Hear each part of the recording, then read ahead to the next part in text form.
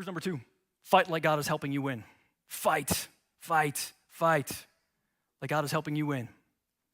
You see what he said? Moses commanded Joshua, choose some men to go out and fight. Fighting is an interesting thing because before we really come to know Jesus Christ relationally, before we become a Christian, before we give our hearts to him and invite him to forgive us and fill us and begin to live through us, the Bible teaches that we're actually in a fight with God. We're already in a fight. The fight is with God. He's against our sin, and he's for us, and he's trying to get us to forsake it and turn to him and be forgiven. That's what's trying. But we're still in a fight with him. Once we trust Jesus, now the fight turns, and now it's us and Jesus against sin, difficulty, hardship. It's a fight that now is empowered by the Holy Spirit. Now God is helping us fight, and we need his help to keep fighting. What we really need is both of them together. We need prayer-fueled action. We don't just act, and we don't just pray. And some of us are good at one or the other. There's some who like, oh, honey, I got time to pray. I got to get out there and do the thing. Come on, somebody, let's go. And there's others like, well, hey, let's be careful. Let's just pray a little bit longer. And we need both. We need the actions to be filled up with the fuel of prayer. That's how it's going to work. That's how we're going to get the victory. It's prayer and action together. I looked at some places in the New Testament where we're commanded to fight. You want to hear what they are? Here's one. 1 Corinthians 6:12 says, we're to fight the fight of faith. We're to fight for it. That means if something traumatic happens to us, maybe we get really discouraged, maybe something happened that we just never expected to happen, and we're kind of wounded, and we're carrying that around, and we got some shrapnel in us, and man, it's just hard to even keep going, and part of us begins to wonder, gosh, should I even do this at all? Is this what I get for following God? And it's that moment we need to fight the fight of faith. We say, no, I'm gonna step back into Jesus. I'm gonna believe when everything tells me not to believe, and I'm gonna get his help to get this shrapnel out and not just live with it in. I'm gonna forgive, I'm gonna overcome, I'm gonna press on and press in. I'm gonna fight the fight of faith. I'm not just gonna give up. I know they let you down. Well, he didn't let you down really, ever. So let's fight the fight of faith. 1 Corinthians 9:25 says, we fight for self-control. Gotta fight for it. Our world right now says, don't fight any kind of like freedom. Just give yourself to anything, every impulse you've got. Jesus says, no, I've given you a spirit of self-control so that you stay out of danger. There are things that if you just on a whim wander into, dude, you can do that in 10 minutes. It can take 10 years to get over that thing. So careful. Let's fight for self-control. And that might even be something as simple as, you begin to notice at work, if I was a little unethical in this area, I could make more money on this. There's a way for me to leverage this for me. It's a little bit unethical, but who's going to know? Who's going to care? No, fight for self-control in that moment. And self-control really is spirit control, asking the Holy Spirit to fill us. 2 Timothy 4:7, fight to finish the course. Fight to finish the course. Well, there's a lot of courses. There's the course of, maybe you're a student and you're about to finish your course in school. You're about to graduate. Well, finish well. Don't just finish. Finish strong in Jesus. Do it that way. Maybe you're about to finish a job. You're about to, you're going to move soon, and there's an opportunity just to relax, or you can finish well. You can do this thing, baby. Maybe you're on the last stage of parenting with a certain kid, and we want to say, man, it's not just I want to, get them on. I want to finish well what I started. I want to pay attention. And then, of course, life. Maybe some of us are getting closer than we think. Others of us can see it coming. Wherever we are, hey, listen, you've come all this way. You've come so far. It's just a little bit longer. Faithful by the power of Jesus, a little bit longer. Hang on, fulfill the calling, finish the course, end well. Luke 13:24 says, fight to go the narrow way.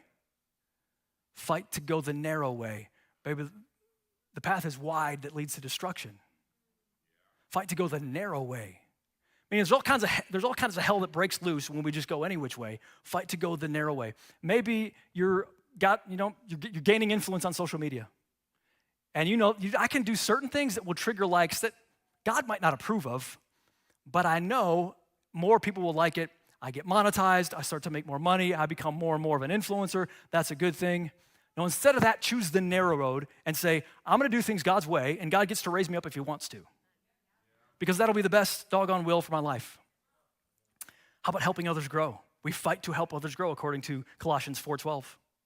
That means I see an opportunity where somebody would benefit from my influence, and I could just say, well, God will send somebody else. Or I can fight and say, no, I'm here. I'm fashioned for a fight. I'm here to help. I'm here to make sure somebody else knows Jesus, either the way somebody helped me or the way somebody didn't help me, but I wish they would have. We step in and help. And once we've done all that, pray, fight. We raise up the staff, which was not just a tool of power, it was a representation. It was a banner. Moses built an altar there and named it Yahweh Nisi, which means the Lord is my banner. Now, in Moses' day, we think of cloth banners. That really wasn't what they meant necessarily. You could lift up anything and say, I'm fighting in the name of this thing or this God. If I held up Thor's hammer, I'd be like, we're gonna win in the name of Thor. I'm waving the banner of Thor. You're not gonna win in the name of Thor, by the way. But if I did, that would be me raising the banner, saying because of Thor's power of his hammer, that's how we're gonna win. Moses raises up this altar and says, God did it. God did it. We don't take the credit for it. God did it. Sometimes we need to do that for ourselves because we forget that God did it. This is I've got this one particular note that I put in various places in my Bible. So as the year goes by, I'll hit this like 4 times. And it's just a list of the major trials that I've been through in the last 20 years and how God delivered me from each and every one. And they were the kind of trials that's like, oh, this will probably be over by tomorrow or next week. No, this is like, I don't know how God is gonna get me out of this. This seems hopeless. Well, after time, those can stack up. And then you read those and you're praising God to yourself.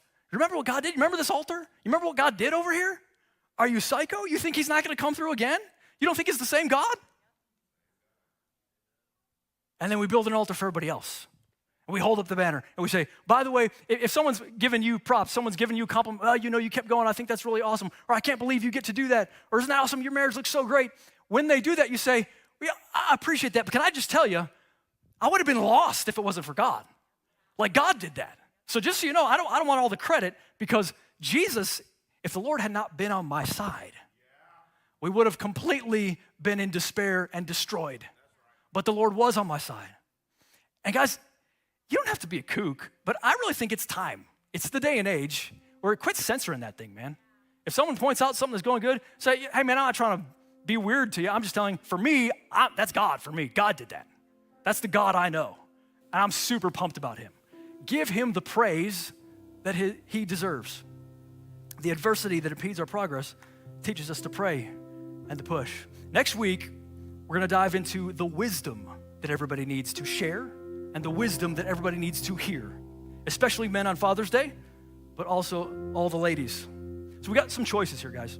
We can face unexpected difficulty with anxiety, with exhaustion, or we can step in with faith-filled prayer and prayer-fueled action and see what God won't do. Remember, he didn't say there wouldn't be challenges. He says, I will be who I've been to your fathers and your mothers. I'll be that God to you. So let's make the decision today. I think some of us need to invite Jesus into the prayer time. Maybe you've been kind of praying at Jesus. It's not that he doesn't appreciate that, but that's a level before you get to intimacy with Jesus. Jesus, teach me to pray. Teach me to rub on those suds. Teach me who you want me to reinforce and how. Make it relational, not just some kind of rote experience that I do. And give me power in this fight. Show me the battles to fight. Show me the things that you want to conquer now. You want me to remember that I'm a new man, I'm a new woman. We can do this. I invite you in, Lord. And then, when he does it, lift the banner high and say, you know who it was? It was Jesus. Jesus did it for me. And Jesus